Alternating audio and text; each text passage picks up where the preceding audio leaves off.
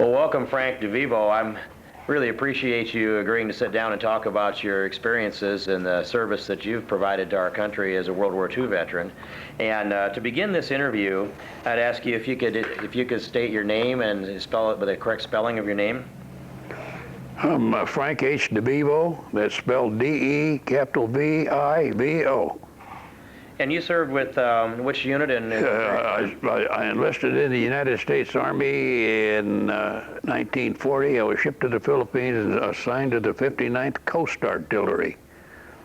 And then who was the commanding general there? General Moore. General Moore. Could you tell me the division you were in? The Philippine Department. And then, so what about your rank there? Well, I managed to get up to buck sergeant. And at the time of the beginning of the war, can you tell me, how did you find out that the war began? You were there in the Philippines? I was there in the Philippines. It broke out, December? I went over in September of 1940, and the Japanese bombed us where? At Pearl Harbor. Mm-hmm. And I knew doggone well when me and my buddy was sitting there drinking a beer, I says, we're going to be into a war shortly. We were. So you were stationed in the Philippines from September of 1940 and still there in December of 1941. Yes. And did you get the news then that the Japanese had attacked Pearl Harbor while you were there? We thought they were going to hit us first. I didn't think so, but General MacArthur did, and we were all waiting for them. But they never showed till later on. Mm-hmm. I think around the middle of December when they come in there with 250,000 troops. We're only 54,000. Mm-hmm. We had our hands full.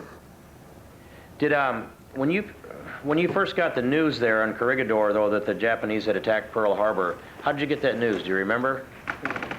Well, it mostly was scuttlebutt. We didn't really believe it because we didn't know they hit Pearl Harbor that hard.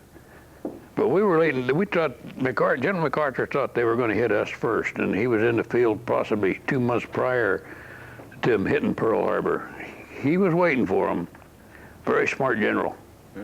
And then, so from that day, you had about 2 months in preparation for the attack. Pretty close. Corregidor. Pretty close. We weren't allowed to go without our rifle or our sidearm, our helmet, our gas mask. We had it with us at all times. And if you find out you didn't get it, you got in trouble. And yet 54,000 strong facing 250,000. Well, there was about 52,000 Philippine scouts. Boy, they were good people. Altogether, we probably had 70,000 fighting force against all that many Japanese. We done a pretty good number on them. When they come into Bataan and Corregidor, they had to bring in the Imperial Marines to whip us. Most of them were North Koreans. People didn't know that. They were Korean. They're big 6-foot guys. They're big. Boy, they were big people. We couldn't stop them. They were just too tough for us. But we run out of food. We run out of ammunition. I don't know. I thought I was in the wrong place, but I wasn't. How could you tell an Imperial Marine from any of the other Japanese troops? They had a different uniform. Did they? They had a different uniform, and they were big. They were big people. They were selected for their height? They were selected for their height and their build. They were very tough. The Japanese Army, they couldn't whip us, but the Marines did. Did the Imperial Marines also have a star on their helmet?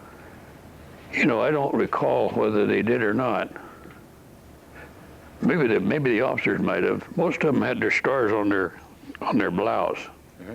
It only depended on what rank they were. I suppose a buck private or whatever had 1, then a corporal was 2, and a sergeant was 3, and then on up the line. I didn't know too much about their ranks. Frank, can you tell us how the battle began in Corregidor? Well, they come across the first. When I was in the beach defense, they come across in, I may try to track a little bit, May the 1st or the 2nd of 1942, we repelled that bunch. But the next time they come over, we couldn't stop them. We threw everything at them but the kitchen sink. Excuse me. Everything but the kitchen sink, but we couldn't stop them. They finally got on it. But I think there was some snipers in there at one time. They had to get in there somehow.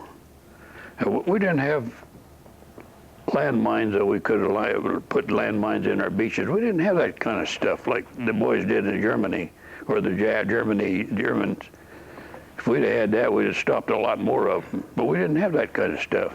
Of course, we weren't expecting to get hit that hard either. Did you see the landing when the Japanese landed? No, they landed at Lingayen.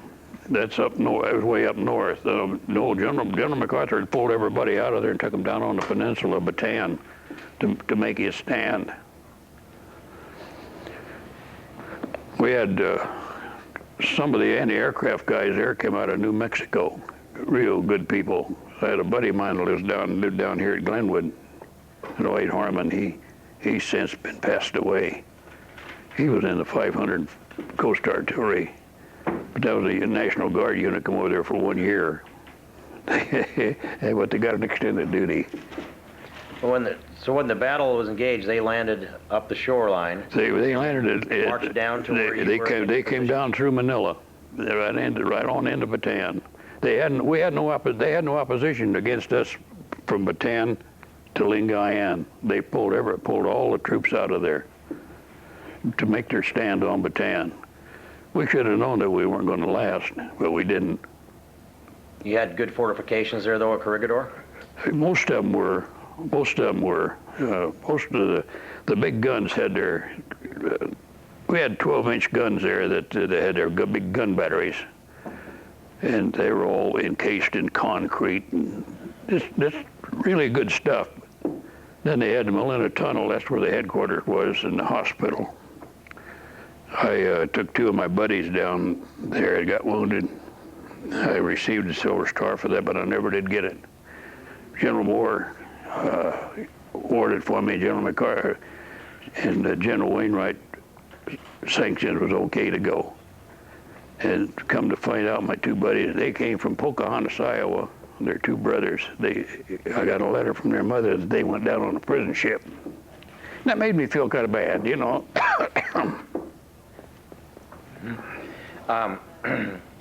Is there, with that Silver Star, was there a record of that? Or? It was, yeah, but everything was destroyed. MacArthur, General Wainwright made all our records.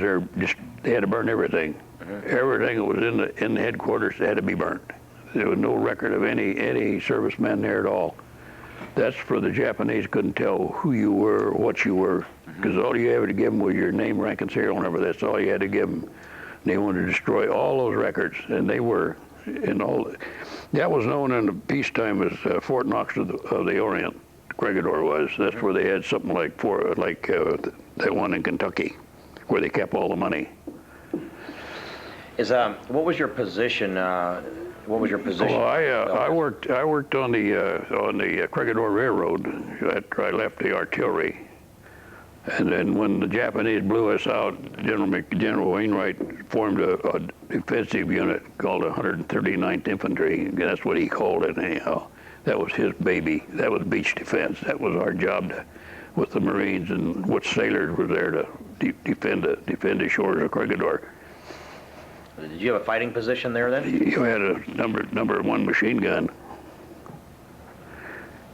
And you were dug in on the shoreline? We had cement embankments. They're just like a cement trench is what it amounted to with your gun positions. You weren't covered over the top. Can you tell us about some of those days of battle? How many days of battle did you have before the surrender? The big battle is when they come across the first time to invade Corregidor. That's when we took it. Most of the time the Japanese were shelling us over there. When Bataan surrendered, oh man, they really laid it to us. And that's when these two brothers got hit. Good friends of mine. Of course, you know, they went down on a prison ship. I felt bad about that. I wasn't there to help them.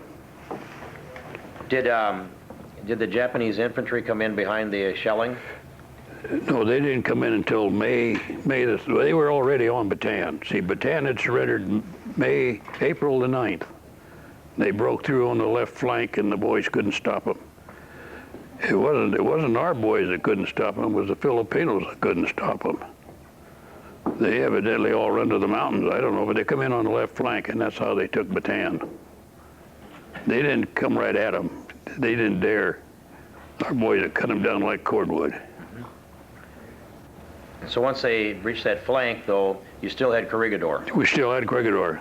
They started shelling us. April the 9th, they surrendered. April the 12th, they were shelling the devil out of us on Corregidor. And April the 30th, I think it was the Emperor's birthday, they started shelling at midnight, still going to midnight the next day. They thought they'd cleaned everybody out, but we fooled them. We lost a few guys that we were dug in pretty good. And your position was on that machine gun during that shelling? On that shelling in the cement, I was in the cement trench. How many days did you spend in there? Well, they knocked our railroad out in December 30th or 31st, and then that's when he formed that new unit, and that's where we stayed from December until the surrender. And when Wainwright put out the orders that they were going to surrender at noon on the May 6th, I didn't want to surrender.